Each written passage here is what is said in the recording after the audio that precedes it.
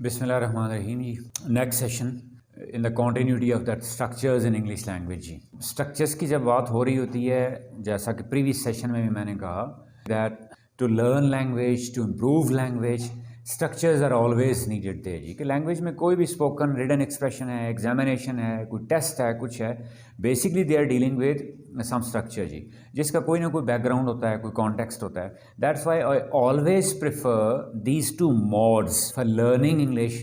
सबसे बेहतरीन जो होते हैं वो क्या, लिसनिंग, और लिसनिंग भी ख़ासतौर पे किसकी, नेटिव स्पीकर की। और टेक्स्ट में भी आई ऑलवेज रिकमेंड वर्ड ची, टेक्स्ट ऑफ वर्ड ची, नेटिव स्पीकर। वजह उसकी क्या होती है कि जब नेटिव स्पीकर बोल रहा है, मूवीज़ में आपने देखा होगा, वो मल्टीपल सिचुएशंस पे, डिफरेंट सिचुएशंस के लिए वो डिफरेंट स्ट्रक्चर यूज़ कर रहे होते हैं। अगर रिटन टेक्स्ट में आप बात करें, जो नेटिव स्पीकर जो होता है, L1 स्पीकर जिसकी मदर टंग इंग्लिश है, वो जब कोई टेक्स्ट लिखता है तो उसमें डिफरेंट सिचुएशंस के लिए डिफरेंट स्ट्रक्चर्स।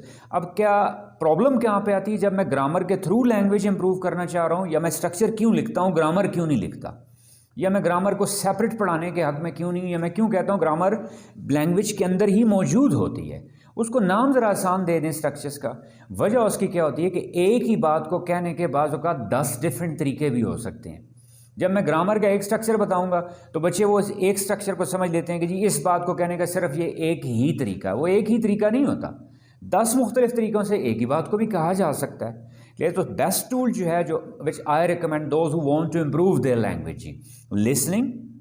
क्लियर, लिसनिंग भी कौन सी, नेटिव स्पीकर्स की। और फर्स्ट फेज में लिसनिंग में भी फोकस किस पे करना होता है, मेन हेल्पिंग वर्ब, वर्ब पे, मॉडल या वर्ब पे, ऑक्सिलरी या वर्ब पे। उसी की डिफरेंट फॉर्म्स, डिफरेंट वैरायटीज। जिस तरह हमने कहा था कि इज एम आर एक फॉर्म थर्ड है, एक इज एम आर ING है, एक is am are being third है। जब नेटिव स्पीकर बोल रहे हैं तो आप ऑटोमेटिकली आपका लर्निंग होती जा रही होती है कि आप खुद बहुत वो वेराइटी नोट करते जा रहे होते हैं।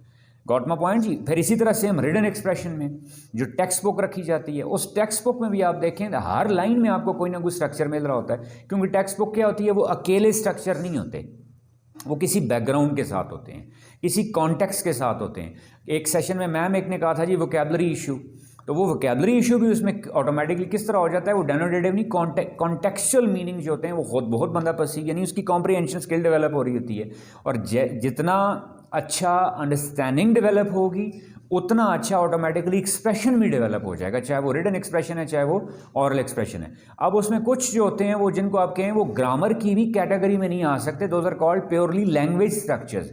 लैंग्वेज स्ट्रक्चर जब भी मैं लफ्ज़ इस्तेमाल करूँ, मेरा मतलब क्या होता है, अहले ज़ुबान, अहले लुगा। जो अहले ज़ुबान उस बात को कहने के लिए, उस सिचुएशन को डिपेक्ट करने के लिए जो स्ट्रक्चर यूज़ करते हैं, उनको हम क्या कह देते हैं, लैंग्वेज स्ट्रक्चर्स जी। अब आप कहें उसको आप ग्रामर की बुक्स में ढूंढेंगे तो मुख्तलिफ ग्रामेरियंस उसको मुख्तलिफ एंगल से डिस्कस कर रहे होते हैं। छोटी सी मिसाल मैं दूँ कि फॉर एग्जाम्पल मस्तर जिसको हम कहते हैं, या इन्फिनिटिव कहते हैं, या इन्फिनिटिव की डिफरेंट फॉर्म्स कहते हैं। क्लियर, अब उसकी प्लेसमेंट है कि नॉर्मली मस्तर का क्या होता है, टू। नॉर्मली मैं जनरल एक एग्जाम्पल दे रहा हूँ, वर्ब्स फर्स्ट फॉर्म। क्लियर, आसान ज़ुबान में हम अपनी उर्दू में कहें उसको के लिए, यानी वो जाता है किस लिए, खाने के लिए। He goes there to eat, he goes there to play, he goes there to study. Clear, अब इसमें कुछ ग्रामेरियन कह रहे होते हैं कि वो टू की प्लेसमेंट जो है जी, वो क्या है कि मेन फाइनाइट, यानी टू आता बेसिकली किस में है, टू फॉर्म किस में आती है, इनफाइनाइट्स में। इनफाइनाइट्स में आगे कैटेगरीज होती हैं, इन्फिनिटिव्स, जेरेंड, पार्टिसिपल, जिस पे हमारा एक डिटेल्ड सेशन होगा। बहुत इंपॉर्टेंट है ये लैंग्वेज में। यानी अब देखें हमने शुरू कहाँ से किया था, 9 स्ट्रक्चर, 9 से कितने बने, 24। अब हर दिन हम उसको एक्सटेंड करते जाएंगे कि वो 9 के थ्रू बाकी लैंग्वेज कैसे एक्सपेंड होती जाती है। उसमें एक पार्ट अब क्या आ गया कि मेन वर्ब के बाद ही गोज, मेन वर्ब आ गया, फाइनाइट वर्ब आ गया, आगे मैं एक इन्फिनिटिव यूज कर रहा हूं। अब आप कहें जी वो infinitive, he goes there to study, ये भी एक तरीका है। दूसरा क्या है, to study he goes there. अब क्या इसमें मैं डिबेट शुरू कर दूं कि जी टू स्टडी क्या मेन वर्ब के बाद आना चाहिए, या टू स्टडी जो है वो सेंटेंस के शुरू में आना चाहिए। Getting my point, the real purpose is to communicate, clear, and communicate according to certain standard. What is that standard, universally accepted, universally understood, कि मैं एक ऐसा एक्सप्रेशन दूं जिसको L1 यूजर भी समझ सके, L2 यूजर्स भी समझ सके। क्लियर, कोई यूएसए में बंदा बैठा है वो भी समझ सके, यूके वाला भी समझ सके, क्लियर, किसी और रीजन वाला भी समझ सके, यानी स्टैंडर्ड हो। तो वो स्ट्रक्चर अब कौन कौन से हैं वन बाय वन हम देखते हैं जी। कुछ एग्जांपल्स आज के सेशंस के लिए मैंने रखी हैं जो आगे इंशाल्लाह एक्सटेंड होती जाएंगी, कि हम वो स्ट्रक्चर्स डिस्कस करते जाएंगे। और हमेशा हर सेशन में ये बात इंपॉर्टेंट एग्जाम में रखिएगा कि वो सेशन एक बंदा जिसकी ऑलरेडी लैंग्वेज अच्छी है, हाउ टू पॉलिश इट, वो भी यूज़ कर सकता है। Clear, it can also be there helpful for teachers, it can be helpful for students, learners. Clear, students के लिए फिर खास तौर पे अलग कैटेगराइज करूं regarding their examination point of view. Clear, और फिर एग्जामिनेशन पॉइंट ऑफ व्यू में क्या कहूँ, अप्लाइड ग्रामर। क्लियर, कोई एमसीक्यू जो उनके आ रहे होते हैं, फिर एंट्रेंस टेस्ट के जो एग्जाम्स हैं, एनएमडी कैट हो गया, ईटा हो गया। क्लियर, वो सारे it can be beneficial for all of them जी। अब कौन कौन से स्ट्रक्चर हैं वन बाय वन देखते हैं ज़रा जी। फर्स्ट वन जी, कंडीशनल्स, आपको स्क्रीन पर नज़र आ रहे होंगे। क्लियर, कंडीशनल्स क्या, थोड़े से ज़रा नॉर्मल रूटीन से, जिसको मैं कहूँ ग्रामर की कैटेगरी पे अगर मैं जाऊँ तो उससे हट के हो रहे होते हैं। यानी बाज़ का मैंने बात फ्यूचर के लिए करनी है, मैं स्ट्रक्चर पास का यूज़ कर रहा हूँ। अब मैं ग्रामर के रूल्स पे जाऊँ तो पास का स्ट्रक्चर तो पास के लिए होना चाहिए ना। लेकिन यहाँ पे क्या हो रहा होता है कि फ्यूचर मीनिंग के लिए स्ट्रक्चर कौन सा यूज़ हो रहा है, पास का। पहले सिर्फ उसका क्या, उसको मेंटेन कर लें कि वो हैं कौन से हैं। There can be dozens of, मैं रिपीट करके कह रहा हूँ, डजन्स ऑफ डिफरेंट फॉर्मेशंस, लेकिन जनरली 4 टाइप्स में हम उनको डिवाइड कर रहे होते हैं। और 4 भी ना कहें, एग्जैक्टली कहें तो वो 3 होती हैं। 4 से मैं 3 क्यों कह रहा हूँ, जो फर्स्ट है उसको जीरो कंडीशनल भी कह रहे होते हैं। यानी क्या मुराद, जीरो से मुराद क्या हो, देखिए उस ग्रुपिंग में प्रेजेंट के साथ प्रेजेंट आता है या फ्यूचर के साथ फ्यूचर भी आता है। मैंने स्क्रीन पे प्रेजेंट के साथ प्रेजेंट लिखा हुआ है, दूसरा आप खुद ऐड कर सकते हैं, फ्यूचर के साथ फ्यूचर भी आ सकता है। This is called zero conditional. और ये यूज किसके लिए होता है, सम करंट सिचुएशन या सम फ्यूचर सिचुएशन। मैं फिर रिपीट करता हूं, इसमें कंबाइन ग्रुप क्या बन रहा है, प्रेजेंट के साथ प्रेजेंट या प्रेजेंट के साथ फ्यूचर है क्या, कैसे इस्तेमाल होगा मैं एलैबोरेट करता हूं। पहले सिर्फ मेंटेन कर लें 4 है कौन से, ताकि मेरे दिमाग में बैठ जाए, फिर मैं उसका यूजेज सीख लूंगा। दूसरा ग्रुप कौन सा है जी, जिसमें क्या, प्रेजेंट के साथ फ्यूचर। यानी पहले मैं दोनों मैंने सेम रखे थे, प्रेजेंट प्रेजेंट या फ्यूचर फ्यूचर, दोनों सेम थे। उसको मैंने क्या कहा, जीरो कंडीशनल। अब मैं आ गया हूं किस पे, फर्स्ट कंडीशनल पे। उसमें आप ग्रुप में देखें क्या, प्रेजेंट के साथ फ्यूचर। दूसरा ग्रुप कौन सा आ गया जी, जिसको हम सेकंड कंडीशनल भी कहते हैं, पास्ट के साथ पास्ट। अब मैं पास्ट के साथ पास्ट कह रहा हूं, आगे डिटेल आएगी, अभी सिर्फ मेंटेन कर लें, बैलेंस इक्वेशन बैलेंस कर लिया हमने पास्ट के साथ पास्ट। और थर्ड कौन सा होता है जी, पास्ट परफेक्ट के साथ पास्ट परफेक्ट जी। यहां तक मेंटेन हो गए, मैंने कहा है बेसिकली 3 है, प्रेजेंट के साथ फ्यूचर, पास्ट के साथ पास्ट, पास्ट परफेक्ट के साथ पास्ट परफेक्ट।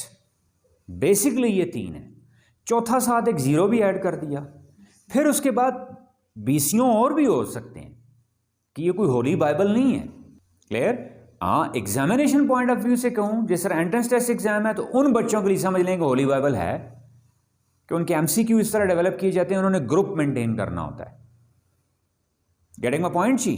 अब वो देख लें कि जी मैंने जो ये जो 2-2 के ग्रुप्स बताए हैं, पेयर बताए हैं, ये क्यों पेयर कहे हैं, कि जब हम कंडीशनल्स कहते हैं, always remember that there are 2 parts, 2 हिस्से होंगे जी, 2 क्लॉजेज मोस्टली जी। मैं मोस्टली का लफ्ज इस्तेमाल कर रहा हूं, क्यों, हमेशा याद रखिएगा कि ग्रामर में आगे वायलेशंस होती हैं, या वायलेशन ना कहूं, वैरायटी होती है। क्लियर, डिफरेंट फॉर्म्स हो सकती हैं। one part is always condition and other part is result. ETA and MD CAT के स्टूडेंट्स के लिए खास तौर पर ध्यान में रखिएगा, वी ऑलवेज यूज कॉमा। यहाँ पे देन या कोई और कंजंक्शन या कोई और ट्रांजिशन डिवाइस यूज करना वो गलत हो जाएगा, एग्जामिनेशन पॉइंट ऑफ व्यू से बता रहा हूँ। Always remember comma. Regarding their placement जी, अब आप कहें जी मैंने अगर पहले कंडीशन रखी है, फिर उसके बाद क्या रखा है, रिजल्ट। क्लियर, तो it can B vice versa, reverse भी हो सकता है, रिजल्ट पहले आ जाए बोलने में, कंडीशन बाद में आ जाए, तो कोई हर्ज नहीं है, इसमें कोई हर्ज नहीं है। यानी कंडीशन यहाँ पे आ सकती है और रिजल्ट यहाँ पे आ सकता है। कहने का क्या, अक्सर इसके 2 पार्ट्स हैं। क्या मतलब, एक एक्शन हमेशा कंडीशन होगी और दूसरा एक्शन हमेशा क्या होगा, उसका रिजल्ट। फॉर एग्जांपल वो मेहनत करता है तो अच्छे नंबर लेगा, यानी इसके दूसरे नेगेटिव मीनिंग खुद ब खुद हिडन है बीच में। क्या मतलब कि वो मेहनत नहीं करता तो अच्छा नंबर नहीं लेगा, वो टाइम पे आता है तो उसको अलाउ कर दिया जाएगा। तो इसका क्या मतलब हुआ, वो टाइम पे नहीं आता तो उसको अलाउ नहीं किया जाएगा। इसमें कन्फ्यूजन कि मोस्टली हम समझते हैं जहाँ कहीं भी दो क्लॉजेज आ रही हैं या कंपाउंड स्टेटमेंट्स हैं कुछ हैं तो उसको उसके ऊपर भी कंडीशन का नहीं, हर जगह ऐसा नहीं होगा। जिस तरह मिसाल हमने लास्ट सेशन में डिस्कस की थी कि डॉक्टर के आने से पहले मरीज मर चुका था, तो क्या मैं इसको भी कंडीशनल कह सकता हूँ? नहीं, इसमें कोई ऐसा तो नहीं, डॉक्टर का आना कंडीशन तो नहीं था मरीज के मरने के लिए।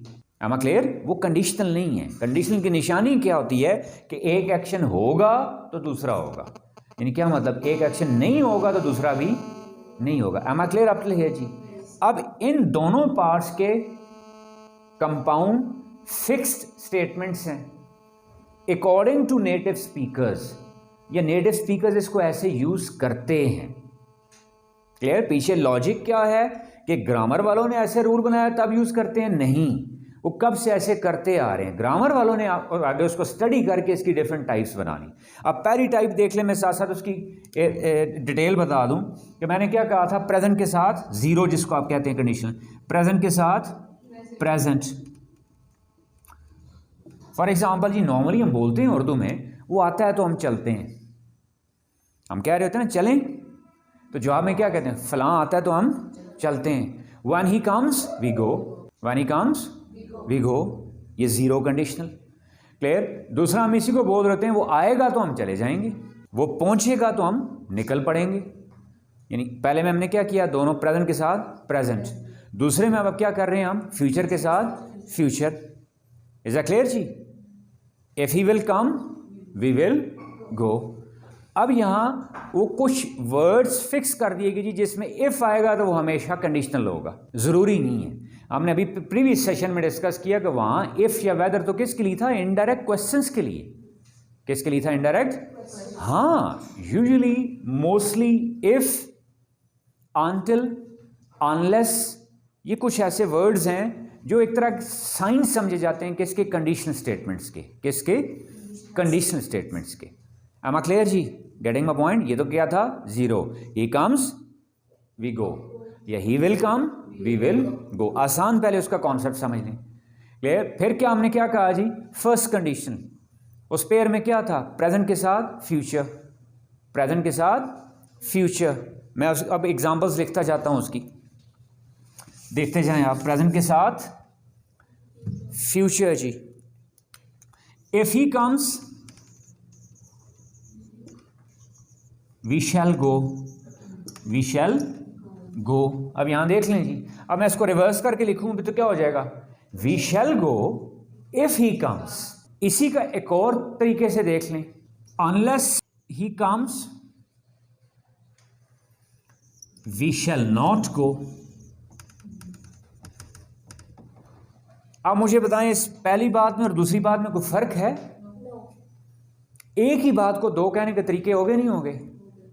यहां पे क्या, जब तक वो नहीं आता हम नहीं जाएंगे, और यहां मैंने क्या कहा था, जब वो आता है तो हम जाएंगे। Am I clear जी? Getting my point? This is usually used for present sort of situation or with amalgam of present and future situation. Getting my point? बोला ये किसके लिए जाता है, प्रेजेंट के लिए। किसके लिए बोला जाता है, प्रेजेंट के लिए। लेकिन आप देख रहे हैं दोनों का स्ट्रक्चर्स का मिक्सचर है या नहीं है? कंडीशन किस में है, प्रेजेंट में, और आगे रिजल्ट किस में है, फ्यूचर में, जो आपको स्क्रीन पे नजर आ रहा होगा। अब मैंने यहां सिंपल फ्यूचर लिखा हुआ है, इसको जरा समझिएगा कि यहां अगर it depends upon the situation ना, कि वो आता है तो शायद हम जाएं, तो फिर मैं शेल की जगह क्या यूज कर दूंगा, मे। क्या यूज कर दूंगा, if he comes we may go. हो सकता है वो आता है तो हम जा सकते हैं, फिर क्या हो जाएगा, we can go. If he comes we can go, हम जा सकते हैं। वो आता है तो फिर हमें जाना चाहिए, फिर क्या हो जाएगा, वी शुड गो। वो आता है तो हमारा अखलाकी फर्ज है कि हम जाएं, we ought to. Are you getting my point? इस वजह से सिंपली मैंने यहां क्या लिखा, फ्यूचर। स्क्रीन पे आपको नजर आ रहा है ना, मैंने क्या यूज किया है, प्रेजेंट के साथ क्या यूज होगा, फ्यूचर। तो फ्यूचर का हमने पढ़ा था चार्ट, जिस वक्त हमने किया था, जिस वक्त हमने वो सेशन था जिसमें हमने क्या कहा था कि लैंग्वेज विद जस्ट 9 स्ट्रक्चर्स, अब 9 की एक्सटेंशन हो रही है नहीं हो रही? उन 9 स्ट्रक्चर्स में विल शैल आया था, अब मैंने विल शैल की जगह क्या यूज़ कर दिया? मे। क्लियर? बाकी स्ट्रक्चर सेम है या नहीं है? Should, may, might. Got my point जी? दूसरी इंपॉर्टेंट यहाँ एनएमडी कैट एंट्रेंस टेस्ट के एग्जाम्स के बच्चों के लिए बहुत इंपॉर्टेंट एक जो मोस्टली उनका एमसीक्यू आता है, अनलेस एरर क्या दे देते हैं? Unless he does not come, unless he does not come. ये गलत है जी। This is called double negatives. Double negatives possible नहीं होते। क्यों? जैसे हम नहीं कहते माह रमज़ान का महीना, माह का मतलब ही महीना और आगे फिर महीना। माह रमज़ान का महीना ठीक है या माह रमज़ान बस? तो ये वो वाली बात आ गई। जब अन आ गया, अन मीन्स नो, तो फिर आगे डज नॉट नहीं आएगा, पहली बात। फिर अगर इधर अनलेस आया तो इधर नेगेटिव वाला स्ट्रक्चर होगा। यहां मैं ऐसे कर सकता हूं कि unless he comes we shall go, ऐसा पॉसिबल है? नहीं। क्यों? इसके मीनिंग उलट जाएंगे। जब तक वो नहीं आता हम जाएंगे, जब तक वो नहीं आता हम जाएंगे, मीनिंग ही उलट के हैं बिल्कुल। हालांकि मैं कहना क्या चाह रहा हूं, जब तक वो नहीं आता हम नहीं जाएंगे। तो unless he comes we shall not go. ये इंपॉर्टेंट एग्जाम या एमसीक्यू से रिलेटेड इंपॉर्टेंट बात थी, वो यहां बता दी। गेटिंग माय पॉइंट जी? अब इसी को अगले पे देखें जी, फ्यूचर के लिए।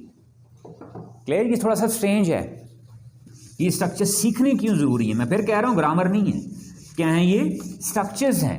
क्या मतलब स्ट्रक्चर्स? अहले ज़ुबान ऐसे इस्तेमाल करते हैं। क्या स्ट्रक्चर है जी? अगला बात मैंने फ्यूचर की करनी है, स्ट्रक्चर में पास्ट का यूज कर रहा हूं। यहां देख लें आप कि जो फ्यूचर के लिए वो क्या है, उसमें पास्ट और पास्ट, पास्ट के साथ क्या? Past structure. उर्दू में भी यही होता है। अगर आप वहां पे गए तो आप मुसीबत में पड़ जाएंगे। अगर आप वहां पे गए, ये पास्ट है या नहीं है? अगर वो वहां पे गया तो वो मुसीबत में पड़ जाएगा। फिर इवन उर्दू में भी सेम यही है। तो देखें अब इंग्लिश में क्या हो जाएगा? इफ ही वेंट देयर, ही, अब मैंने देखा, मैंने क्या कहा था? पास्ट के साथ पास्ट। अब विल का पास्ट फॉर्म कौन सी होती है? वुड। शैल की पास्ट फॉर्म क्या होती है? शुड। ध्यान रखिए यहाँ शुड सजेस्टिव नहीं है। कैन की पास्ट फॉर्म क्या होती है? कुड। मे की पास्ट फॉर्म कौन सी होती है? माइट। लेकिन ध्यान में रखें, सारी परफेक्ट कॉम्बिनेशन वाली नहीं यूज करनी, सिंपल यूज करनी है। एक क्या होता है? वुड हैव, वो यानी यूज करना, वुड फर्स्ट फॉर्म वाला यूज करना है। He would go, would get in trouble, he would get in. अगर वो वहां पे गया तो वो मुसीबत में पड़ जाएगा। अब यहां देखें, वेंट पास्ट का स्ट्रक्चर है या नहीं है? वुड विल की पास्ट फॉर्म है या नहीं है? दोनों बैलेंस कर दिए ना? Getting my point? If he went there, अगर वो वहां, ये काम होगा कब? फ्यूचर में। कब होगा ये? फ्यूचर में। लेकिन मैं स्ट्रक्चर उसका कौन सा यूज कर रहा हूं? पास्ट का। अब आप पूछें ये क्यों, तो there is no answer, there is no. तो ग्रामर में आपको कहीं भी इसका कोई जवाब, सिंपल सा एक जवाब ये होता है कि अहले ज़ुबान ऐसे इस्तेमाल करते हैं, अहले ज़ुबान अहले लुगा ऐसे इस्तेमाल करते हैं। कोई लॉजिक नहीं है जी इसकी, वो ऐसे इस्तेमाल करते हैं, we have to copy it. जरा मैंने पहले दिन पहले सेशन में क्या कहा था कि we are not language makers, we are not language makers, we are language users, we are not grammarians, we are not grammar developers. Clear? We are just language users जी, हम लैंग्वेज यूजर्स हैं। If he went there he would be in trouble. If he worked hard next year he would get good marks. अगर उसने अगले साल मेहनत की तो अच्छे नंबर लेगा। एम आई क्लियर जी? तीसरा देखें जी, थर्ड कंडीशन कौन सा जी? दोनों तरफ देखें आप, पास्ट पास्ट, दोनों तरफ पास्ट है, लेकिन कौन सी form? Perfect form. Am I clear? अगर पिछले साल उसने मेहनत की होती तो वो अच्छे नंबर लेता, तो क्या हो जाएगा जी? If he had worked hard last year, worked hard last year. am I clear जी? अब यहां नोट करें जी, आपने परफेक्ट फॉर्म यूज किया ना, परफेक्ट फॉर्म ना, तो वेल की पास्ट फॉर्म क्या हो गई? वुड। और वुड की परफेक्ट फॉर्म क्या हो गई? Would have. तो क्या हो जाएगा? ही would have got good marks, good marks. जो व्यूअर्स हैं जी, अगर उनको बोर्ड की विजिबिलिटी में कोई प्रॉब्लम भी हो, कुछ हो, मैं साथ साथ बोल रहा हूँ, वो इस एग्जाम्पल को लिख सकते हैं और आगे कुछ स्क्रीन पर लिखी हुई भी आ जाएंगी और स्क्रीन वहाँ से आप जो है उसका जी स्क्रीन शॉट ले सकते हैं। मैं फिर रिपीट कर रहा हूँ, if he had worked hard last year he would have got good marks. अब यहाँ जी NMD CAT point of view से जी, या एंट्रेंस टेस्ट या कोई भी एग्जाम पॉइंट ऑफ व्यू से एक इंपॉर्टेंट MCQ जो होता है जी, वो क्या होता है कि they people actually break the group. आधा ग्रुप वो क्या यूज करेंगे, ये वाला, if he worked hard last year he would have got good marks. Imbalance हो गया, नहीं हो गया? स्क्रीन पे आप देखें, हमने परफेक्ट के साथ क्या होना चाहिए, परफेक्ट। यानी वो क्या करेंगे, आधा पेयर सिंपल पास ले लेंगे और आधा पेयर परफेक्ट वाला ले लेंगे जो गलत हो जाता है जी, या आपको आधा पेयर वो लेंगे, आधा पेयर ब्लैंक दे देंगे। आपने पेयर सारे याद रखने हैं। पेयर कौन कौन से हैं, मेरे साथ रिपीट कर लें। प्रेजेंट के साथ प्रेजेंट, फ्यूचर के साथ फ्यूचर, प्रेजेंट के साथ फ्यूचर, पास्ट के साथ पास्ट, पास्ट परफेक्ट के साथ परफेक्ट। ये पेयर्स ठीक रहें। एक बात। दूसरी बात, मैं अब इसी को एक और तरीके से लिख रहा हूं जी, अब गौर से देखिएगा। Had he worked hard, had he, अब ये ध्यान रखिएगा, सम टाइम ये भी आता है, बच्चों ने एक निशानी रखी होती है जी, कंडीशनल क्या होते हैं जिसमें इफ आए, अनलेस आए, अनटिल आए, व्हेन आए, ये वाले कंडीशनल होते हैं। इनमें से उनमें से कोई भी साइन है, इफ आए नहीं, लेकिन ये फिर भी ये सेम यही वाला कंडीशनल है। तो ध्यान, अब एक बात। दूसरी बात, हमने क्या निशानी रखी हुई थी कि जी हैड हेल्पिंग वर्ब स्टार्ट में आ जाए तो वो क्वेश्चन बन जाता है। तो क्या ये क्वेश्चन है? नहीं। अब इसको दोबारा मैं बोल रहा हूं तो कैसे होगा, had he worked hard last year he would have got good marks. मैं फिर रिपीट कर रहा हूं, इस स्टेटमेंट में, इफ वाली में और इसमें अब कोई फर्क नहीं है। गौर से सुनिएगा, मैं पहले बोलता हूं इफ के साथ। If he had worked hard last year, अगर उसने पिछले साल मेहनत की होती, इसका भी वही मतलब है।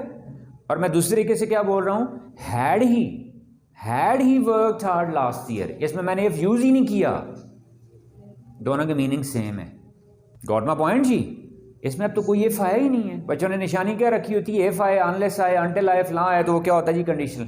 लेकिन ये भी कंडीशनल, लेकिन इसमें वो ऐसा कोई भी वर्ड नहीं आया। एम आई क्लियर जी? So be careful. एक बात। और दूसरी बात, ये क्वेश्चन नहीं है। आगे हमारे स्ट्रक्चर आएंगे, एक पॉइंट डेवलप स्टैब्लिश हो रहा है कि हमने पहले क्या कहा था कि क्वेश्चन जब भी होता है हेल्पिंग वर्ब क्या आ जाता है, स्टार्ट में, यह सब्जेक्ट से पहले आ जाता है।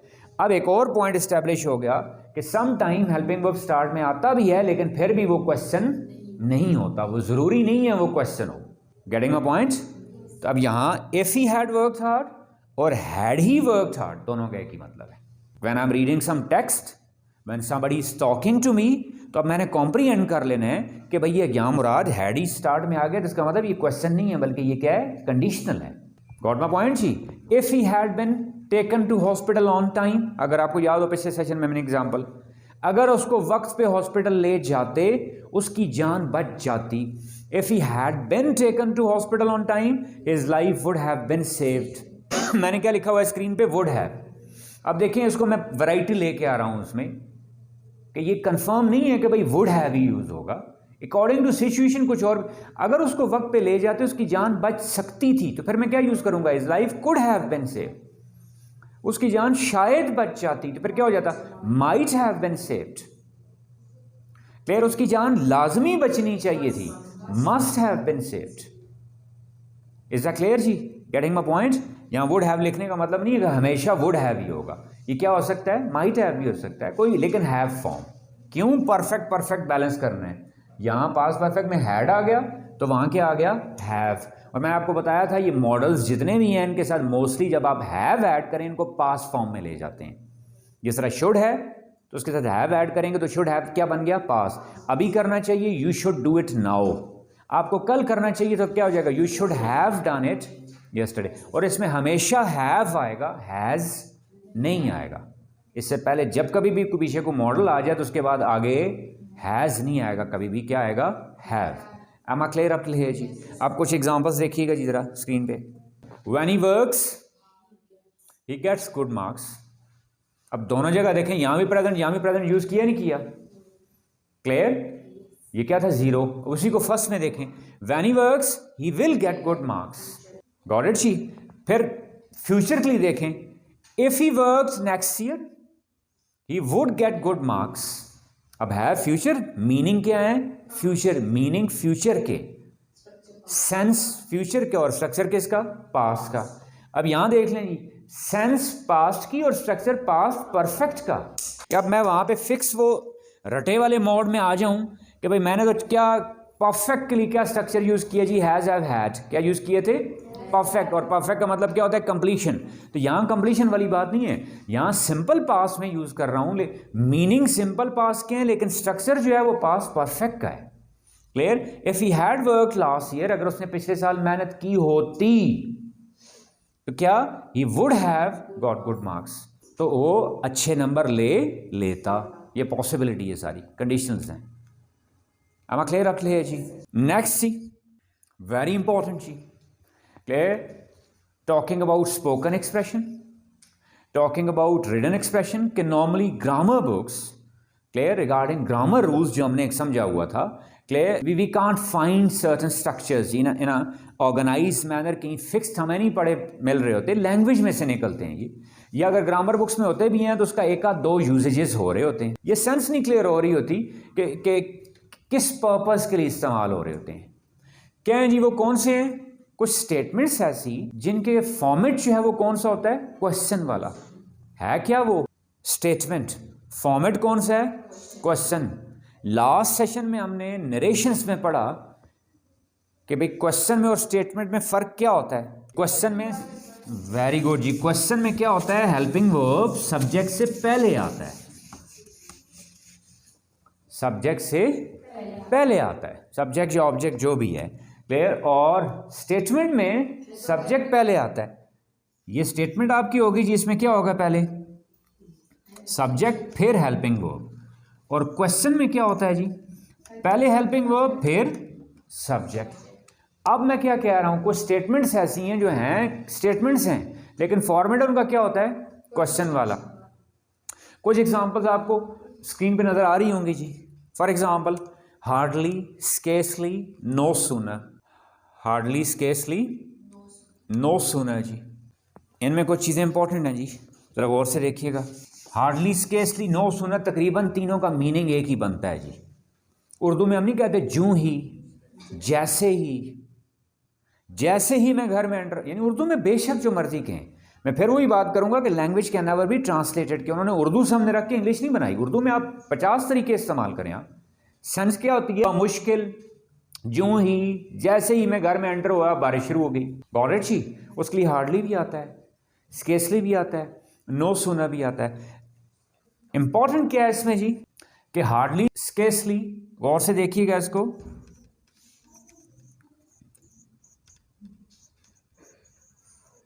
इनके बाद एक पहली बात क्या है, व्हेन या बिफोर आएगा। क्या यूज होता है, व्हेन या before, specifically regarding examination point of view, ETEA MD CAT point of view. वहां वो एरर क्या करेंगे, हार्डली, स्केसली यूज करेंगे, इसके बाद आगे व्हेन, बिफोर नहीं यूज करेंगे, कोई और वर्ड लगा देंगे, वो गलत हो जाएगा, या देन लगा देंगे, वो गलत हो जाएगा। और नो सूनर के साथ क्या आता है, देन।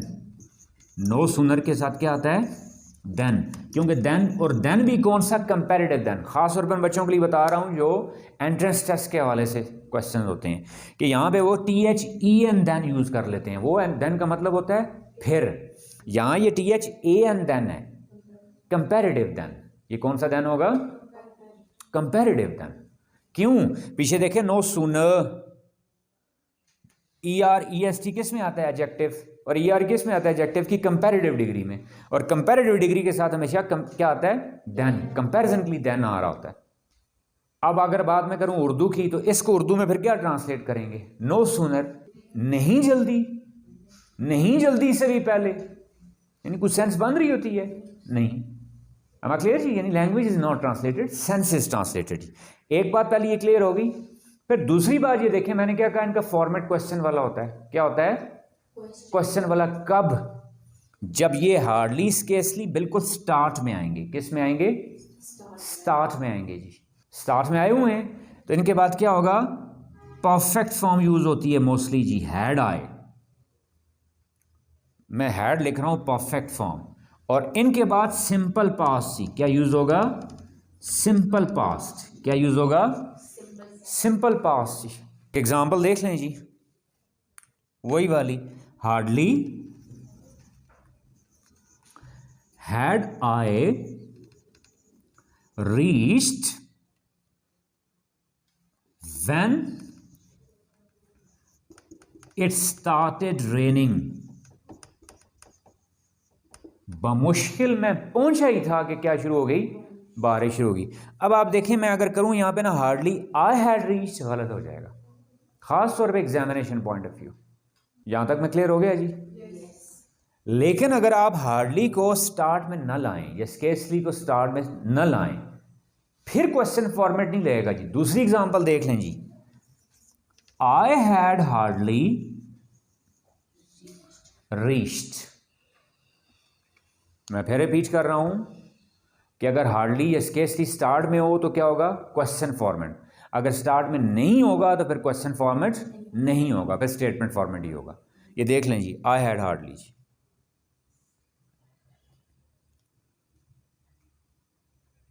एक बात, और दूसरी बात कि आपने नोट किया कि मैंने इनके बाद एक स्ट्रक्चर कौन सा यूज किया है, पास्ट परफेक्ट वाला, और दूसरा कौन सा यूज किया है, सिंपल पास्ट वाला। ये आगे आएगा भी, अभी रूल आगे आएगा भी। क्लियर? क्यों, इसकी लॉजिक क्या है, अभी आगे क्लियर हो जाएगी। सम टाइम नेटिव स्पीकर्स भी इवन यहां भी सिंपल पास्ट, आगे भी सिंपल, दोनों सिंपल पास्ट भी यूज कर लेते हैं, कोई हर्ज नहीं है। लेकिन बेहतर क्या है कि आप हार्डली स्केर्सली के बाद या नो सूनर के बाद कौन सा यूज करो, परफेक्ट वाला, पास्ट परफेक्ट, और उसके बाद आगे व्हेन या देन के बाद कौन सा यूज करो, simple past. Next see, structure of get जी, वेरी इंपॉर्टेंट। यूजुअली जी get is considered to be the replacement of be forms. Get basically क्या होता है, बी फॉर्म्स की रिप्लेसमेंट में आता है। बी फॉर्म्स कौन सी होती हैं, इज, एम, आर, वॉज, वर, बिन। लेकिन इसका मल्टीपल अब यूजेज देखिएगा, this is called purely language structure, कि लैंग्वेज यूजेस इसको मल्टीपल जगहों पे मल्टीपल पर्पस के लिए इस्तेमाल कर रहे होते हैं। मैं दो एग्जांपल्स देख रहा हूं, गौर से देखिएगा इनको जी। He was sick, he was sick, वो बीमार था। अब मैं रिप्लेसमेंट अगर एग्जैक्ट करूं, मैं कहूं नहीं जी, मैं ही वॉज सिक की जगह ही गॉट सिक यूज कर दूं, दोनों सेम है, no not at all, a huge difference. पहली का मतलब बनता है ही वॉज सिक, वो बीमार था। दूसरी का मतलब क्या बनता है, वो बीमार पड़ गया। वो बीमार था और वो बीमार पड़ गया, इन दो बातों में फर्क है, जो ग्रामर कवर नहीं करती, जो सेंस कवर करती है। am I क्लियर जी? एग्जाम्पल एक और दे रहा हूं, उससे आपको और क्लियर हो जाएगा। He was involve in murder, confirm हो गया नहीं हो गया? और मैं कह रहा हूं ही got involve in murder accidentally, वो मर्डर में किसी ना किसी तरह मुलव्वस हो गया हादसाती तौर पे। अब ही वॉज इन्वॉल्व, ये कंफर्म बात है, मर्डर में उसका शेयर है, इज अ मर्डरर। और he got involve in murder, अब वो मर्डरर नहीं है, वो गलतफहमी से एक्सीडेंटली अननोइंगली मर्डर में मुलव्वस हो गया। अब दो बातों में फर्क है या नहीं है? आपको कहने जी कि सर ने तो लिखा था कि गेट किसकी रिप्लेसमेंट है, बी की, तो मेरी मर्जी जहां मैं बी की जगह गेट यूज कर लूं, नो। जैसे हमने वोट वाला स्ट्रक्चर पढ़ा था कि हमारा भी कल्चर बन गया, हम हर जगह विल की जगह वोट यूज कर देते हैं फ्यूचर में, हालांकि ऐसा नहीं था। ही विल गो टू मरी, वो मरी जाएगा, और ही वुड गो टू मरी, ह्यूज डिफरेंस, वो मरी जाना चाहेगा या पॉसिबिलिटी है वो जाएगा। am I क्लियर जी? और ये ग्रामर में इसकी एग्जैक्टनेस नहीं मिलती। कहां से मिलती है? नेटिव स्पीकर्स से। और नेटिव स्पीकर्स के फॉर्म्स आपके पास कहां अवेलेबल हैं? एक लिसनिंग और दूसरा आपका रीडिंग टेक्स्ट, कि आपको बैकग्राउंड से समझ आती है कि ही वॉज सिक है या ही गॉट सिक है। वो अगर ही वॉज सिक यूज कर रहे हैं तो कुछ और मीनिंग है, ही गॉट सिक यूज कर रहे हैं तो कुछ और मीनिंग है। am I क्लियर जी? यहां तक बात क्लियर होगी? दूसरी एग्जांपल देखें जी।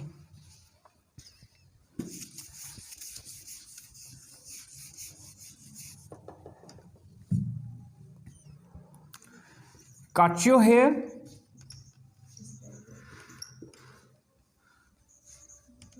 get your hair cut.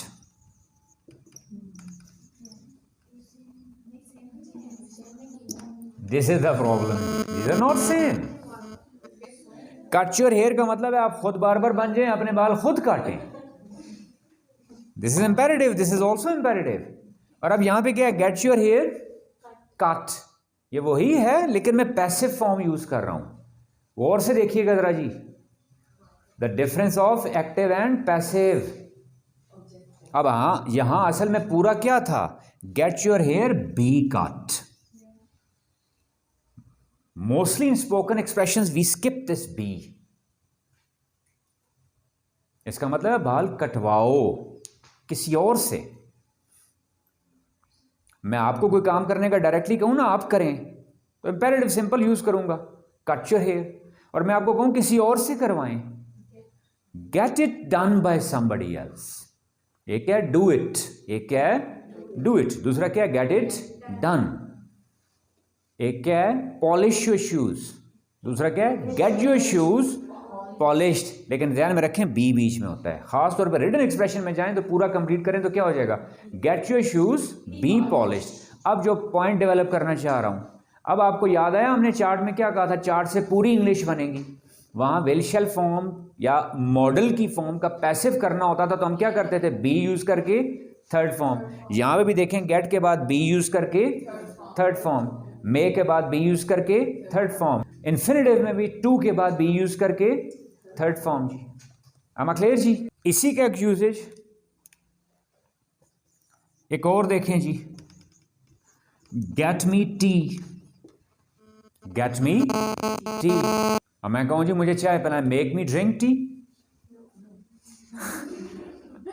वो तो क्या कर रहे, मेरी पकड़े और मुंह में जबरदस्ती डालें, वो सेंस आ रही होती है, मुझे चाय पिलाएं। आसान मैंने एक और एग्जांपल दी थी, वो पानी पीता है तो क्या हो जाएगा, ड्रिंक्स वाटर। दूसरों को पिलाता है तो क्या हो जाएगा, he gets others water, he gets others water. यानी पूरा क्या बनता है गौर से सुनिएगा, he gets others drink water. लिख लीजिएगा पूरा, he gets others drink water. तो शॉर्टली हम क्या बोल जाते हैं, water. He gets others water. He gets others tea, मतलब इसका क्या बनता है, he gets others take tea. अब मैं इसकी जगह वही अगर यूज करूं, he makes others take tea, इसका क्या मतलब है, गन पॉइंट पे फोर्स, यानी he forces others. am I clear जी। these are few जी, these are few. Now the way as I always discuss that, the whole language can't be covered in a session. Basically we draw a line, क्या हम एक line draw करते हैं कि मेरे mind में एक पॉइंट आ गया कि इसका मतलब है गेट कोई इंपॉर्टेंट स्ट्रक्चर है, कि whenever I'm listening to some native speaker I'll focus on the different usages of get, और फिर उसमें गेट में मेन इंपॉर्टेंट चीज किस पे फोकस कर रहा होता हूं मैं, वर्ब की फॉर्म पे, वर्ब की फॉर्म्स पे। क्लियर। फिर दूसरा क्या, I am reading a text, I am reading a text, उसमें गेट इट डन जी। क्लियर। तो मेरे पास एक वैरायटी आ गई कि काम खुद करना होगा तो मैं क्या कहूंगा, डू इट। किसी और से करवाना होगा तो क्या होगा, गेट इट डन। नेक्स्ट जी, यूज्ड टू। Another जी, I always call them purely language structures. Purely language structures. Grammar की दुकान पे किसी शेल्फ में मैं इनको किसी खाने में नहीं रख सकता। लाइटर नोट में बात की है कि वैसे ग्रामर में हम टाइटल रखते हैं ना, कि दिस कम्स अंडर व्हाट जी, नाउन, प्रोनाउन, एडजेक्टिव, एडवर्ब, फ्लां। इनको मैं फिर कहूँ जी, फिर खास तौर पर मैंने क्या कहा, इन्फिनिटिव्स। तो इन्फिनिटिव का खाना इतना बड़ा है कि इतनी वैराइटीज़ हैं उसमें, या इनफाइनाइट की, कि इनफाइनाइट के बीच में एक इन्फिनिटिव आ गया, इनफाइनाइट के बीच में एक जेरेंड आ गया, इनफाइनाइट के बीच में एक पार्टिसिपल आ गया, फिर आगे उसके इतने डिफरेंट यूजेजेस हैं कि मैं उसको किसी हेडिंग के नीचे नहीं रख सकता। क्लियर। फिर हम सिंपल ये कह देते हैं इसका एक यूजेज ये है, एक यूजेज ये है, एक यूजेज ये है। मैं ख़ास तौर पर टीचर्स के लिए, अपनी टीचिंग कम्युनिटी के लिए एक पॉइंट डेवलप करना चाह रहा हूँ जी, कि जब हम कह रहे हैं ना ग्रामर पढ़ानी है, तो ग्रामर में अगर मैं कहूँ जी मैं फाइनाइट्स पढ़ा रहा हूँ फॉर एग्जाम्पल, या इनफाइनाइट्स पढ़ा रहा हूँ फॉर एग्जाम्पल। इनफाइनाइट्स में एक कैटेगरी इन्फिनिटिव, एक जेरेंड, एक पार्टिसिपल, डिफरेंट कैटेगरीज हैं। फिर आगे उनके डिफरेंट यूजेजेस हैं, सिंपल है, परफेक्ट फॉर्म है, कौन सी फॉर्म है। तो उसमें फिर बीच में हमारे पास खुद ही जवाब नहीं रहता, हम उसको किसी हेडिंग के अंडर नहीं कर सकते। फिर हम क्या कह देते हैं जी, दीज आर डिफरेंट यूजेजेस जी, फिर वो पूछे जी ये यूजेस किस रूल के तहत हो रहे, अगर मैं ग्रामर को रूल्स कहूँ तो किस रूल की, तो फिर हमारे पास कोई जवाब नहीं होता। हम एंड पे आखिर क्या कह देते हैं कि नेटिव स्पीकर्स यूज इट जी। So keep it structure, keep it what structure, कि जी we are dealing with structure जी, we are improving language, clear the structures they use we are. अब यूज टू के देखें जी डिफरेंट फॉर्म्स आपको screen पर नजर आ रही होंगी। एक क्या है जी जिसमें हेल्पिंग वर्ब आ रहा है, यूज टू से पहले हेल्पिंग वर्ब आ रहा है, और उसके बाद आगे क्या है आईएनजी फॉर्म है। कौन सी फॉर्म है, आईएनजी फॉर्म है। इसी की देखें मैं डिफरेंट एग्जांपल्स अब लिखता जा रहा हूं। फॉर एग्जांपल जी ही इज यूज्ड टू जी लाइंग, क्लियर, या taking too much tea, he is used to taking too much tea. अब ये प्रेजेंटली है, उसे बहुत चाय पीने की आदत है, उसे झूठ बोलने की आदत है, he is used to lying. इसी को पास में मैंने करना है तो इसकी जगह क्या कर दूंगा जी, वही देखे फिर चार्ट चाहिए मुझे। चार्ट में प्रेजेंट में क्या था इज एम आर, पास में कहां चला गया वॉज जी। Got my point, he was used to lying, उसे झूठ बोलने की आदत थी, but now he is left. He was used to taking too much tea, but doctors refrained him due to diabetes. Getting my point जी। अब इसी को देखें, अब जरा देखिएगा इंपॉर्टेंट पॉइंट वही। अब इसी के मैं फ्यूचर फॉर्म में जाना चाहूं तो फ्यूचर मेरे पास पता था कि जी मेरे पास कौन सा स्ट्रक्चर है, विल शैल। कौन सा स्ट्रक्चर था, विल शैल। अब इसके बीच में क्या, अब कोई रूल नहीं है। कोई मुझसे पूछे जी किस रूल के तहत, कोई रूल नहीं है। As the language user usages कि मैं बीच में गेट लेके आऊंगा। फिर क्या लेके आऊंगा, get. He will get used to working hard. आप फलां कहें जी फलां पढ़ता नहीं है, मेहनत नहीं करता, मैं कहूँ जी उसको एक सिस्टम में डालें, उसे मेहनत करने की आदत पड़ जाएगी। He will get used to working hard. अब आप मुझे पूछें जी ये गेट आप कहाँ से लेके आए, क्यों लेके आए, या डायरेक्ट विल यूज टू क्यों नहीं कर रहे आप। अगर मैं कहूँ जी मैं विल के बाद गेट को एज अ वर्ब यूज कर रहा हूँ यहाँ पे, इतनी मर्जी लॉजिक्स बना लें, but the native speakers language users use it like it. He will get use to working hard. इसी को इंपेरेटिव अब करना है हमने, क्या करना है, मेहनत करने की आदत डाल लो। फिर मैं वही गेट यूज कर दूंगा, get use to working hard. मेहनत करने की आदत डाल लीजिए। Get use to coming on time, वक्त पे आने की आदत डाल लीजिए। am I clear ji? Now look at this ji, once again another strange thing जी। अब इसी की मैंने परफेक्ट फॉर्म लेके आनी है, तो भाई देखें परफेक्ट से मैं वहां चार्ट से क्या लेके आया, हैज हैव। क्या लेके आया, हैज हैव थर्ड, वही साथ गेट यूज कर दूंगा तो क्या हो जाएगा जी, he has got use to जी। He has got use to working hard, उसे मेहनत करने की आदत पड़ चुकी है। ठीक है, he is use to working hard, उसे मेहनत करने की आदत है। ही इज यूज टू, वहां मैंने गेट यूज किया है नहीं। अब देखें, अब उसे मेहनत करने की आदत पड़ चुकी है। अब मैंने बीच में गॉट भी ले आया हूं, he has got use to working hard, उसे पड़ चुकी थी, he had got use to working hard, उसे मेहनत करने की आदत पड़ चुकी थी, आपने खुद उसकी रूटीन खराब की। मिसाल लें, कोविड फॉर एग्जांपल, एक बीच में गैप आया, या समटाइम ऐसी रिस्पाइट्स आती हैं बच्चों का, एक नहीं टेम्पो बना होता है, टेम्पो टूट जाता है।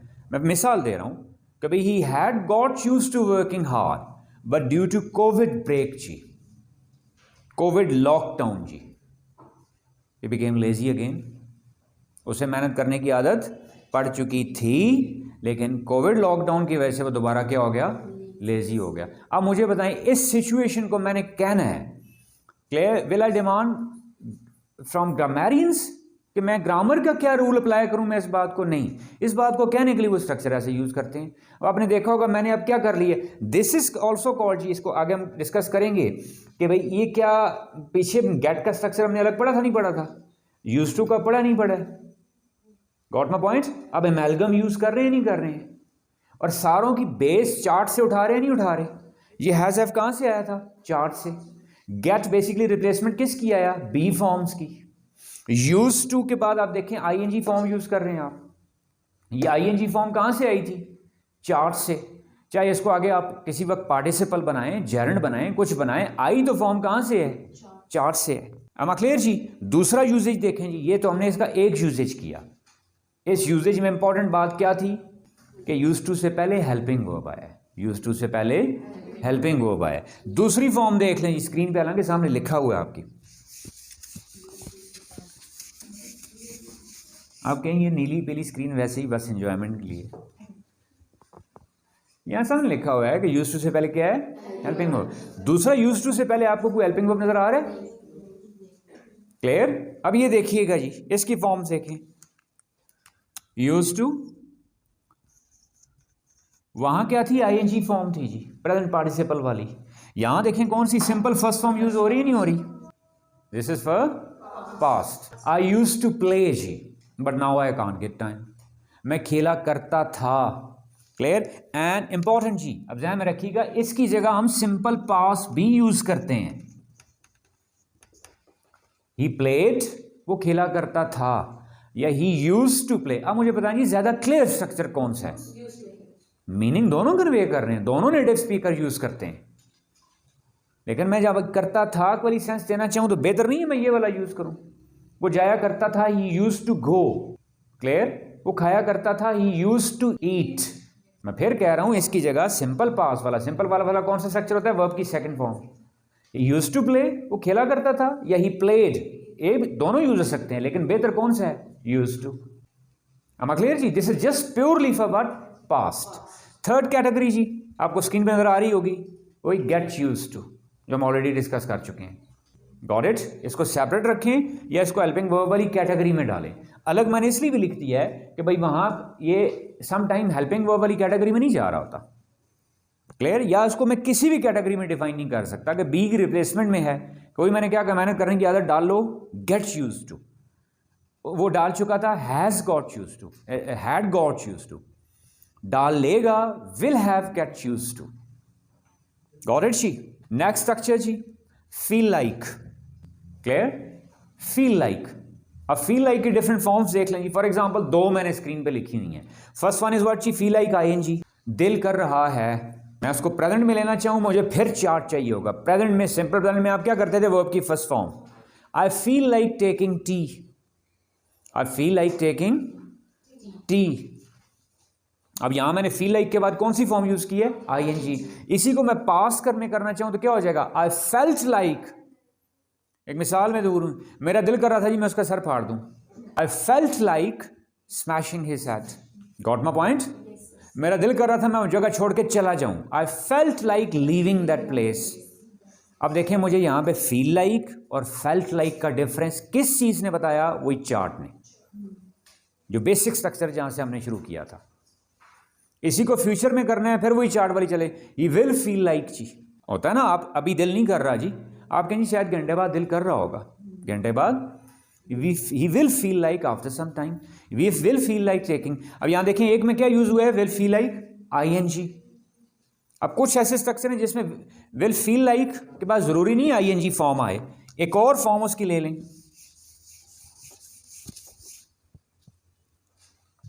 जिसमें हो सकता है विल फील लाइक के बाद वर्ब ही ना हो। क्लियर? ये normally some time feel like के बाद एज इफ भी आ जाता है। I felt like as if I was going dizzy, going dizzy, मुझे ऐसे लग रहा था कि जैसे मुझे क्या हो रहे हैं? चक्कर आ रहे हैं। I felt like as if I was going to faint, I felt like as if. अब यानी देखें पिछले स्ट्रक्चर में फील लाइक का मतलब क्या था? दिल करना। यहां फील लाइक का मतलब क्या हो गया है? महसूस होना, ऐसा लगना। वर्ड तो एक ही है, फील लाइक एक ही वर्ड है या नहीं है, लेकिन डिफरेंट वैरायटी आ गई नहीं आ गई। एक जगह फील लाइक का मतलब क्या है? दिल करना जी। दूसरी जगह फील लाइक का मतलब क्या है? ऐसा महसूस होना, लगना।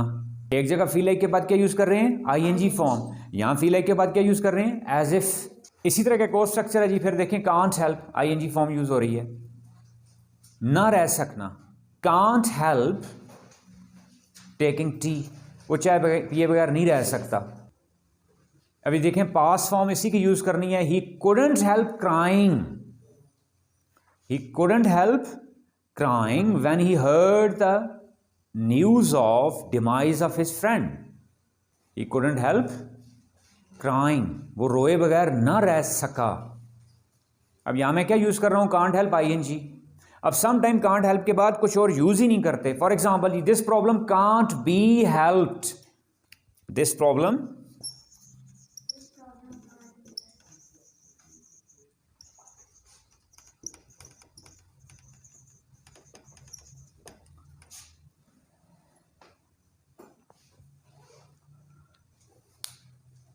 अब यहां देखिएगा और से जी कि मैंने क्या वहां क्या कांट बी आईएनजी फॉर्म, अब यहां देखें कांट बी हेल्प्ड, ये वाला स्ट्रक्चर कहां से आया मेरे पास, चार्ट में से ही, यानी पैसिव फॉर्म आ गई कि इस बारे में कुछ नहीं किया जा सकता। दिस कांट बी हेल्प्ड, इस बारे में कुछ भी नहीं किया जा सकता। ये प्योरली लैंग्वेज स्ट्रक्चर है, यानी किसी जगह आईएनजी आ रहा है, किसी जगह बी यूज करके थर्ड फॉर्म में यूज कर रहा हूं। लेकिन ये वैरायटी जो मैं पॉइंट डेवलप करना चाह रहा हूं जी, ये वैरायटी हमारे पास कहां से, वहीं चार्ट से हो रही है, नहीं हो रही। I am listening to somebody, I am reading some book, जब मेरा चार्ट क्लियर है मैं खुद बहुत समझ जाऊंगा कि यहां पे देखें ये मैं क्या ले आया हूं, पैसिव फॉर्म ले आया हूं, इसका कुछ नहीं हो सकता। और सम टाइम इसके बाद वर्ब होता ही नहीं है जी, I can't help it ji, I can't help it, मैं इसके बारे में कुछ नहीं कर सकता, मैं इसके बारे में कुछ नहीं कर सकता जी। इसी में फिर देखिएगा जी वेरी इंपॉर्टेंट स्ट्रक्चर्स जी, where we also talk about agreement. आगे हम अग्रीमेंट का एक सेपरेट टॉपिक भी पढ़ेंगे, पूरा कंप्लीट है। लेकिन यहां देख लें जी, पहले सिंपल यूजेज का देख लें कि दो में से एक चॉइस करनी हो तो क्या यूज करते हैं हम, ईदर। दो में से एक के लिए क्या, ईदर। ज्यादा में से एक के लिए क्या होता है, एनी वन। यानी मैंने दो बच्चों में से कहना है आप दो में से कोई एक ये काम करे, तो फिर मैं क्या कहूंगा, either of you may go and bring this. Here the language prevails, या मैं कहूं ना out of you two, are you getting my point. वो फिर एक स्टूपिड किस्म की लैंग्वेज लग रही होती है कि ईदर ऑफ यू, मुझे इवन टू कहने की भी जरूरत नहीं पड़ी। इसका मतलब लिसनर खुद बहुत समझ जाएगा, बंदे ही कितने थे, दो, उन दो में से एक चीज। ज्यादा में से एक होगा तो क्या हो जाएगा, एनी वन। दो की निगेशन करनी है, नीदर ऑफ यू जी, आप दोनों नहीं, दो की निगेशन करनी है। अब मैं यहां यूज करूं बोथ ऑफ यू जी, क्लियर, यूज तो हो जाता है लेकिन वो गलत है।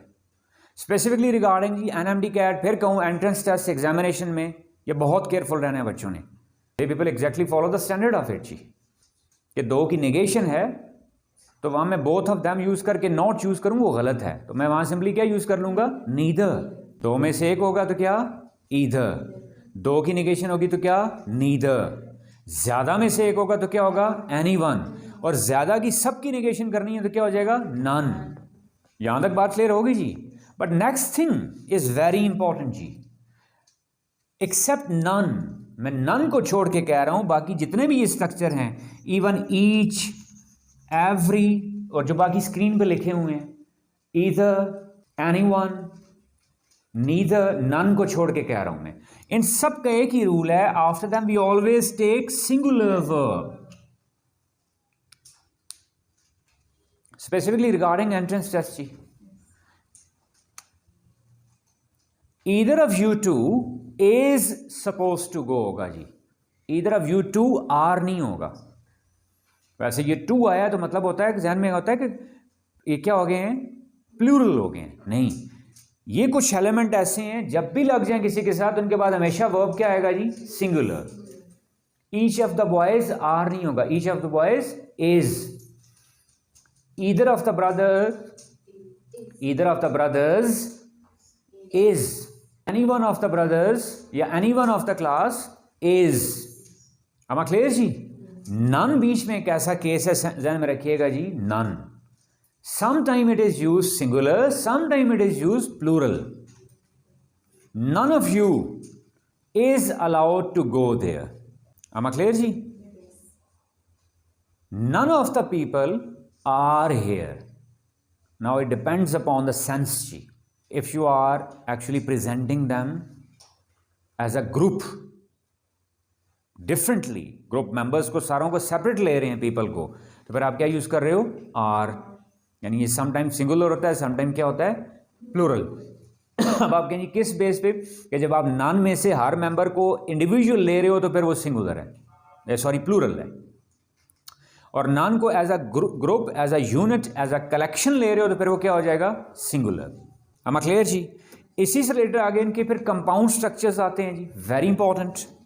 If you could see on screen जी, देखिएगा जी, ईदर और नीदर नॉर। मैंने ई लिखा हुआ, ई मीन्स एनी एंटिटी जी, को नाउन प्रोनाउन कुछ और आ रहा है, ये बहुत इंपॉर्टेंट है जी, specifically spoken English, written expression and above all entrance test examination जी, कि इनका एक रूल है ईदर और नीदर नॉर, कि जब कभी भी इनके बाद वर्ब होगा that will be according to the nearest entity, और नियरेस्ट एंटिटी कौन सी होती है? Second one. मैं एग्जांपल लिख रहा हूं, गौर से देखिएगा जी। ईदर हिज ब्रदर्स और he is going to attend the ceremony. अब यहां देखें, फर्स्ट एंटिटी कौन सी थी जी? ब्रदर्स। सेकंड एंटिटी कौन सी है? ही। तो हमने वर्ब किसके अकॉर्डिंगली किया आगे? ही के अकॉर्डिंगली। मैंने कहा अग्रीमेंट का सेपरेट टॉपिक आएगा, वहां भी डिस्कस करेंगे, लेकिन यहां मैं प्योरली लैंग्वेज स्ट्रक्चर से भी कह रहा हूं, हम मोस्टली मिस्टेक कर देते हैं यहां पे कि बोलने में कि इधर हिज ब्रदर्स और ही इज क्लियर, या अगर यहां ब्रदर्स आ जाता तो फिर क्या हो जाता? Are. Same is a case with neither जी, या उसके भाई जाएंगे या वो जाएगा। अब नीदर में क्या हो जाएगा जी? ना ही उसके भाई जाएंगे ना ही वो जाएगा। यहां तक मैं क्लियर हो गया। लेकिन इसी के देखें कि reverse situation which is different, which is unusual, जो स्पोकन रिटन एक्सप्रेशन में भी मिस्टेक होती है और मोस्टली एनएमडी कैट एंट्रेंस के एमसीक्यू में भी, कि कुछ और स्ट्रक्चर्स ऐसे हैं, for example with, along with, as well as. यहां वर्ब अकॉर्डिंग टू एंटिटी 2 नहीं होता बल्कि अकॉर्डिंग टू एंटिटी 1 होता है। गौर से देखिएगा एग्जांपल जी, I along with my children. अब गौर से देखिएगा जी, आर गोइंग टू पिकनिक होगा या एम गोइंग टू होगा जी? नॉर्मली आप देखें आर ही होता है। नॉर्मली क्या होता है? सेंस कह रही होती है कि आर, नहीं जी आर गलत है। यहां पे क्या हो जाएगा? एम गोइंग जी। क्यों? गौर कीजिएगा जरा जी, मैं फिर रिपीट कर रहा हूं। फर्स्ट एंटिटी क्या है? आई। सेकंड एंटिटी क्या है? चिल्ड्रन। अब कॉमन जनरल सेंस क्या कह रही थी? चिल्ड्रन के साथ आर आना चाहिए, नहीं। क्लियर? आएगा क्या? एम। अब इसको मैं उर्दू में बोलूं तो क्या बनेगी एग्जैक्ट सेंस जी? मेरे बच्चों के साथ मैं भी जा रहा हूं। हम क्या करते हैं? मेरे बच्चे मेरे साथ जा रहे हैं, आगे बन क्या रहा है? मैं जा रहा हूं अपने बच्चों के साथ। तो जब मैं जा रहा हूं तो इसका मतलब आई के साथ फिर आगे क्या आएगा? एम आएगा। फिर जी, many, much, few, a few, a little. Mostly spoken expression, written expression में मिस्टेक्स होती हैं। फिर वही कहूँगा बच्चे एंट्रेंस टेस्ट एग्जाम्स के लिए, मैनी मच का कहें जी, दोनों का मतलब एक ही होता है, ज़्यादा। एक ही मतलब क्या होता है? ज़्यादा। दोनों सेम है। फिर आप कहें जी दो स्ट्रक्चर क्यों रखें? पानी ज़्यादा है, पैसे ज़्यादा हैं, क्लियर? लेकिन मैं फ़र्क करूँगा। पानी के लिए क्या यूज़ करूँगा? Much water. पैसे ज़्यादा हैं उसके लिए फिर क्या यूज़ करूँगा? Many money, much money. Clear? फ़र्क क्या है जी? इतना जी, मैनी यूज होता है काउंटेबल नाउन के साथ, मच यूज होता है अनकाउंटेबल नाउन के साथ जी। अब काउंटेबल कौन से होते हैं? गौर से सुनिएगा जी, गिनती से कोई ताल्लुक नहीं है उसका। That can have a plural form in English language. अब मैंने मनी जानबूझ के एग्जांपल यूज की थी। मनी बच्चे समझते हैं जी गिनी जा सकती है, तो वो काउंटेबल नाउन है।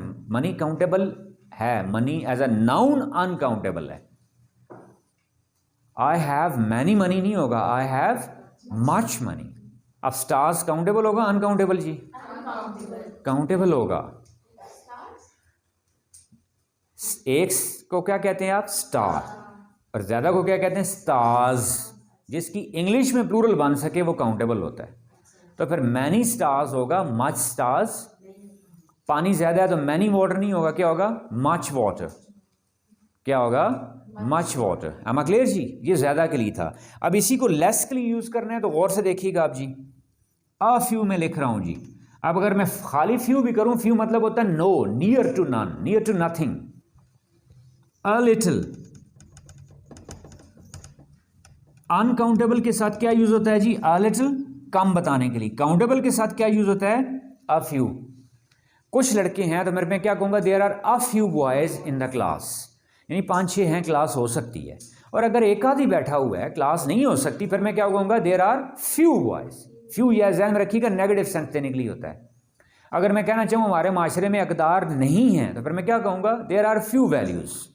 और मैं कहूँ थोड़ी बहुत हैं तो फिर क्या कहूँगा, अ फ्यू।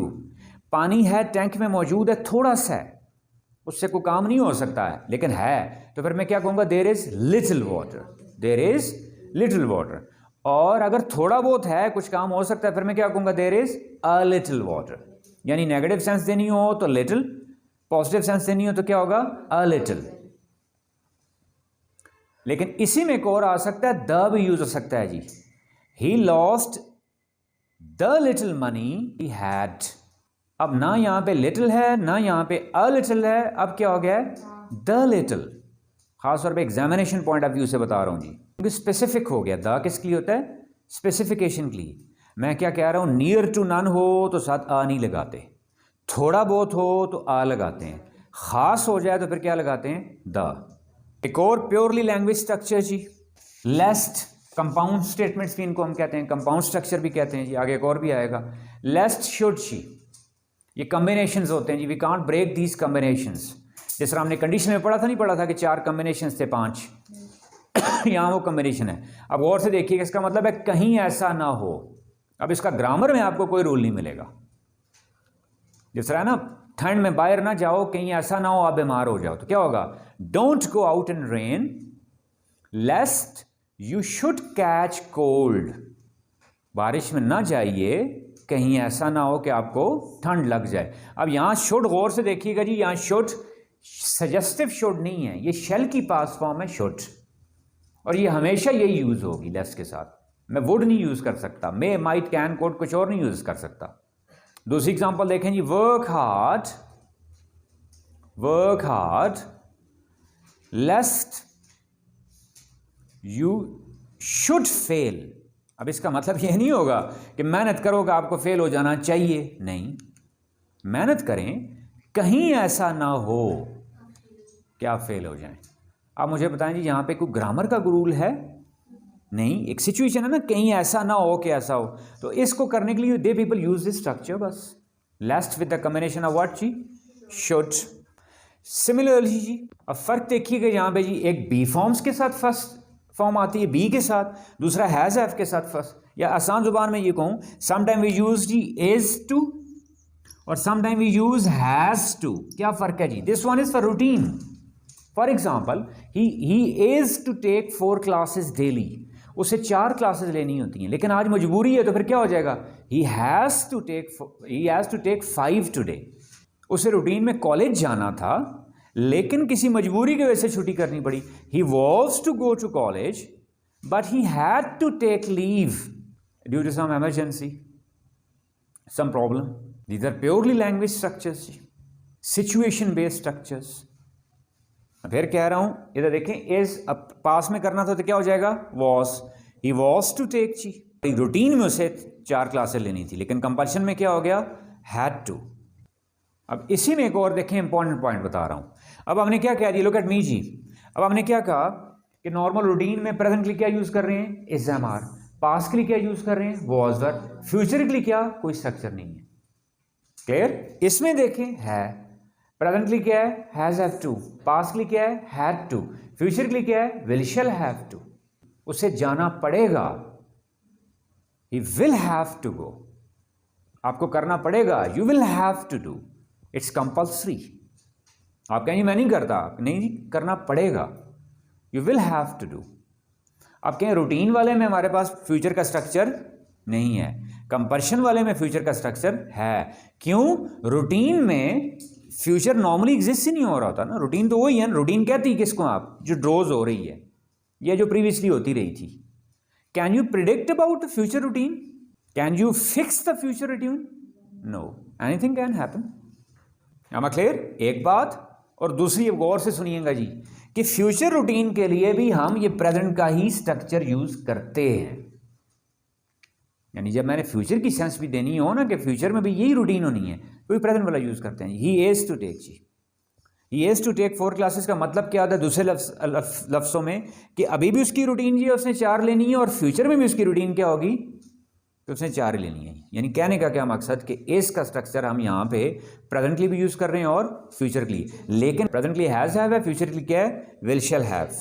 अब इसी में बहुत इंपॉर्टेंट पॉइंट जो मैंने पीछे कहा था कि हम कंबाइंड स्ट्रक्चर या कंपाउंड स्ट्रक्चर्स पे आएंगे, वो ये ब्लेंडिंग आ गई जी, कि with every coming moment we are actually maturing the concept जी, वी आर डेवलपिंग इट जी। हमने वो 9 से शुरू किया था, मैंने कहा था एक्सटेंड होते जाएंगे।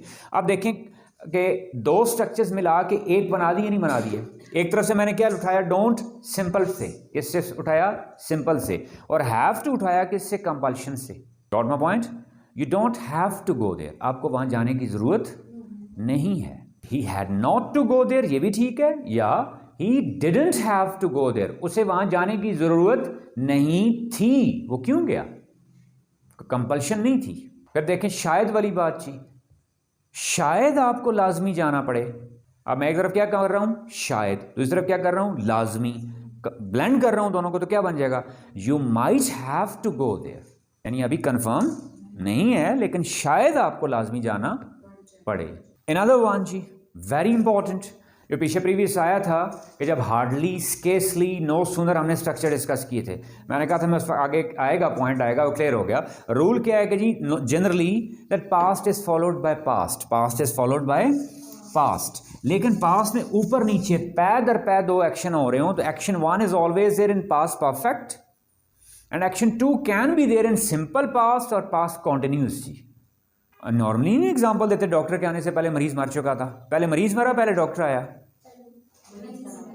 तो आपने मरीज को हमेशा किस में मारना है, पास्ट परफेक्ट में। लिखने में पहले जो भी है, the patient had died before the doctor came, before the doctor came the patient had died. Am I clear जी? Getting my point? He had finished his lunch when I called him. He had done his work when I was watching TV. Got it जी? That's all for the day ji.